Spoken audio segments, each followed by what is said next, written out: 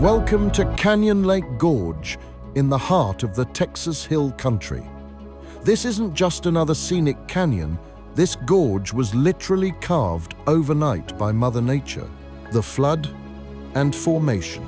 In late June 2002, the upper Guadalupe River watershed was pounded by more than 34 inches of rain in about a week. The floodwaters roared through the hill country, tearing away soil, ripping up huge trees and sending a surge of water over Canyon Lake's spillway for the first time since the reservoir was completed in 1964. At the peak, the flow reached about 67,000 cubic feet per second, 7 feet above the spillway, compared with the dam's normal 350 CF's release.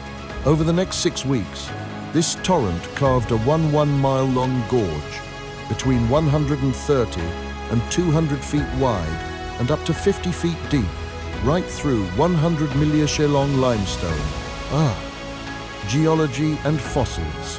The flood exposed the Trinity Aquifer, revealing layers of Cretaceous limestone, fossils, and dinosaur footprints dating back around 110 million years. These rock layers once lay beneath an ancient sea. Now, you can clearly see faults, fractures, and seeps. Waterfalls and springs flow where the aquifer surfaces. That's why scientists and conservationists describe this site as a real-life classroom and continue to study the area's geology and hydrology. The gorge has become a unique destination for students, researchers, and tourists.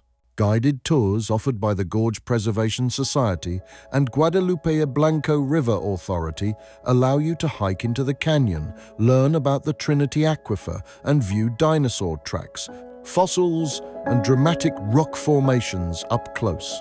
The 64-acre preserve is managed to conserve its fragile features while sharing its stories with the public. Conclusion: Canyon Lake Gorge is a testament to the raw power of water and the delicate story of our planet's ancient past.